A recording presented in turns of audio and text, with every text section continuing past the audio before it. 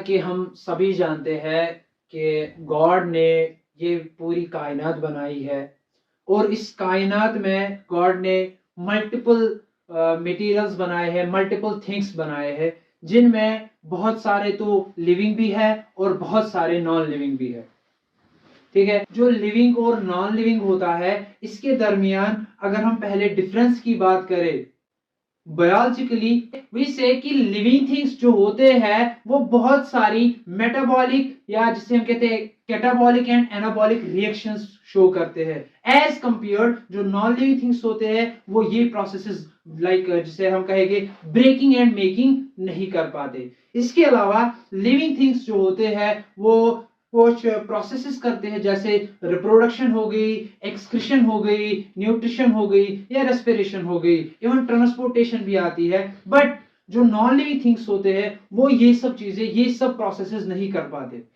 ठीक है, तो इस जो ये लिविंग और नॉन लिविंग स्ट्रक्चर्स है, जो लिविंग और नॉन लिविंग मटेरियल्स है, या जो ये living and non living things है, इनके दरमियान अगर कोई चीज फर्क करती है तो वो चीज क्या है, व्हाट इज दैट एंटिटी। ठीक है, वो जो फर्क करती है इन दोनों के दरमियान, जो लिविंग को नॉन लिविंग से टोटली अलग करती है, that is called as life. That is called as life. ठीक है, now let's come towards the definition of life. First of all we say कि लाइफ जो होती है ये एक इंटरवल होता है। It is an interval which starts from birth and lasts up to death. पैदा होने से बराबर मरने तक जो ये एक इंटरवल होता है, जो ये एक ब्रेक होता है, इसको हम लाइफ कहते हैं। लेकिन बायोलॉजिकली जो मैंने अभी प्रोसेसेस की बात की, तो बायोलॉजिकली हम कहते हैं कि it is the summation of processes, और we can say it is the sum of processes. जब एक इंडिविजुअल में, जब किसी लिविंग स्ट्रक्चर में या जब किसी लिविंग ऑर्गेनिज्म में कुछ प्रोसेसेस होती है, अंदर से बहुत सारी प्रोसेसेस होती है जो इसको लिविंग बनाता है, वो उस टाइम पे हम कहते हैं कि हाँ, ये जो ऑर्गेनिज्म है ये लिविंग है, ये जो स्ट्रक्चर है ये नॉन लिविंग है। इसके बिना पे हम इनको डिफरेंशिएट कर सकते हैं। ठीक है, अब लाइफ की मैं बात कर रहा था, तो मैंने यहां पे कहा कि ये इंटरवल होता है जो स्टार्ट होता है फ्रॉम बर्थ आफ्टर डेथ। इसके अलावा बायोलॉजिकली इसमें बहुत सारी प्रोसेसेस होती है जो कंटिन्यूअसली हमारी बॉडी में रन करती रहती है, जो कंटिन्यूअसली हमारी बॉडी में चलती रहती है। ठीक है, अब ये जो लाइफ है इसको हम नॉर्मली हम 4 फेजेस में डिवाइड करते हैं, या आई कैन से हम इसको 4 स्टेजेस में डिवाइड करते हैं। ठीक है, the first one that is juvenility, the second one that is maturity, the third one that is ageing and senescence, and number 4 that is death. इन 4 स्टेजेस से normally हर कोई ऑर्गेनिज्म गुजरता है। हाँ, वो अलग बात है कि कोई जल्दी मर जाए, हाँ वो अलग बात है कि किसी की तितली उड़ जाए, वो अलग बात है, लेकिन नॉर्मली हम कहते हैं कि 4 स्टेजेस से हर कोई इंसान गुजरता है, जिनमें सबसे पहली स्टेज जो मैंने कही दैट इज जुवेनाइलिटी। ठीक है, तो जुवेनाइलिटी होती क्या है? जुवेनाइलिटी हम उस स्टेज को कहते हैं जो बर्थ से स्टार्ट होती है अप टू रिप्रोडक्टिव स्टेट।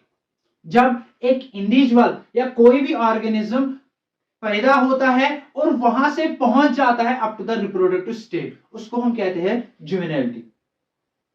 ठीक है, इसके बाद हमारी जो नेक्स्ट स्टेज इसमें आती है दैट इज मैच्योरिटी। तो मैच्योरिटी हम क्या कहते हैं कि जब एक इंडिविजुअल रेडी होता है फॉर द रिप्रोडक्शन।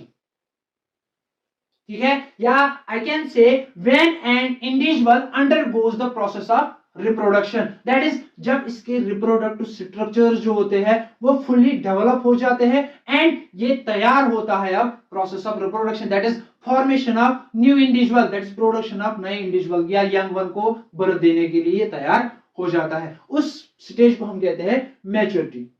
इसके बाद जो इसमें तीसरी वाली स्टेज आती है that is senescence and ageing, या एजिंग एंड सेंसेंस। तो एजिंग हम सबको पता ही है कि एजिंग में क्या होता है, इसमें एज बढ़ती है नॉर्मली, जिसे हम कहते हैं उम्र बढ़ती है, कि इसकी जो होती है कि इसकी उम्र आगे आगे बढ़ती रहती है, ऊपर ऊपर बढ़ती रहती है। लेकिन इसके साथ साथ यहाँ पे एक और प्रोसेस है दैट इज सेंसेंस, तो सेंसेंस में क्या होता है कि ये एजिंग जो होती है, बेशक इसकी एज बढ़ती है लेकिन इसकी सेल्स जो होती है वो डिटेरियोरेट होना स्टार्ट हो जाती है। दैट इज जो भी कोई चेंजेस इसकी बॉडी में आती है वो चेंजेस टोटली इरिवर्सिबल होती है, वो वापस रिवर्स नहीं हो सकती। दैट इज कोई बंदा बूढ़ा हो जाता है या कोई ऑर्गेनिज्म जब एज से बढ़ जाता है वो वापस से जुवेनाइलिटी में नहीं जा सकता, वो वापस से मैच्योरिटी में नहीं जा सकता। ठीक है, एंड फाइनली इस सेंसेंस के बाद, इस एजिंग के बाद जो फाइनल वाली स्टेज आती है that is known as death. That is known as death. ठीक है, तो डेथ में क्या होता है अब कि ये जो प्रोसेसेस अभी तक इसकी बॉडी में चल रही थी ये वर्क करना बंद कर देती है। ठीक है, ये इनमें से अब कोई भी प्रोसेस इसकी बॉडी में नहीं हो पाती, इनमें से कोई भी प्रोसेस भी नहीं हो पाती। अब इसकी बॉडी जो है डेथ के बाद डिकम्पोज होना स्टार्ट हो जाती है। ठीक है, तो इन 4 स्टेजेस को याद रखें, हम कहते हैं हाँ दैट इज लाइफ। ठीक है, अब नेक्स्ट यहां पे मैंने डिस्कस किया था प्रोसेस के बारे में। ठीक है, तो अब प्रोसेस क्या होती है, सबसे पहले प्रोसेस की बात जानते हैं कि प्रोसेस जो होती है ये कुछ स्टेप्स होते हैं जो फाइनली एक पर्टिकुलर एंड तक पहुंचते हैं। कुछ स्टेप्स या हम कहेंगे कुछ रिएक्शंस होती है जिनका एक पर्टिकुलर एंड होता है।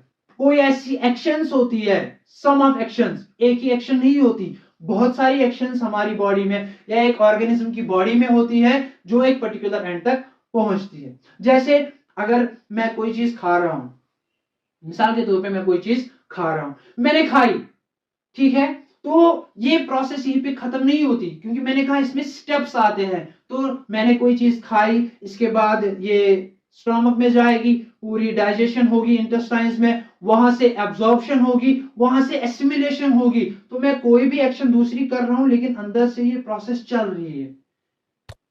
ठीक है, तो इसको मैं कहूंगा कि प्रोसेस जो होती है ये कंटिन्यूअसली चलती रहती है। तो अब जो हमारा मेन टॉपिक है that is what we call as life processes.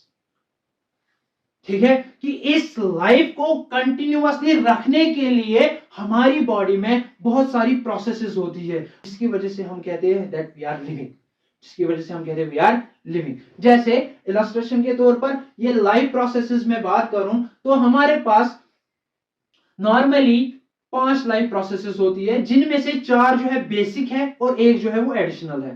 ठीक है, तो 4 जो बेसिक है उनमें सबसे पहली वाली जो आती है that is what we call as nutrition. That is what we call as nutrition. इसके बाद नेक्स्ट प्रोसेस जो आती है that is respiration, and third one is transportation, and fourth one is excretion. Those 4 processes are basic.